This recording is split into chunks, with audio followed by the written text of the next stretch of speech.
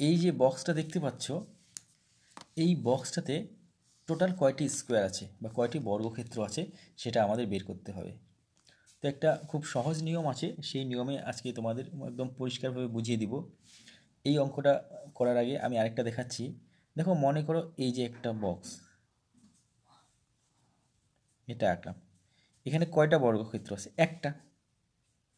তাহলে এখানে আমরা একটা বর্গক্ষেত্র, এখান থেকে আমরা একটাই পাচ্ছি, এক লিখলাম। কিন্তু এখানে যদি আমরা এইভাবে ভাগ করি, তাহলে একটার ভিতরে 1 2 3 4 আরও 4টা হচ্ছে।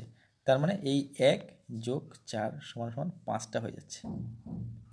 এই যে 5টা হলো, এখানে আমরা এইভাবেও বের করতে পারি। এখানে 1 লিখবো, এখানে 2 লিখবো। 1 স্কোয়ার মানে হচ্ছে 1, 2 স্কোয়ার মানে হলো, একে যদি স্কোয়ার দিই, 2 স্কোয়ার মানে হচ্ছে 4। এই যে যোগ করি, তাহলে 4 আর একে হয়ে যাচ্ছে 5। বুঝতে পারলে? অনুরূপ এখানেও আমরা লিখব 1 2 3 4, সবগুলোর মাথায় স্কোয়ার দিয়ে দিব।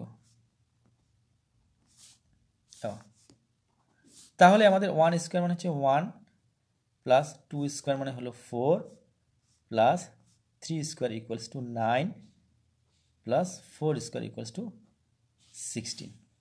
তাহলে যোগ যদি করি, তাহলে 16 আর 9 25, 25 আর 4 29, আর 1 যোগ করলে 30 সমান সমান 30। অর্থাৎ এখানে মোট 30টি বর্গক্ষেত্র আছে। তাহলে আমাদের অ্যান্সার হলো 30। বুঝতে পারলে? ভিডিওটি ভালো লাগলে অবশ্যই একটা লাইক দেবে, আর চ্যানেলটিতে নতুন হলে অবশ্যই ফলো করবে।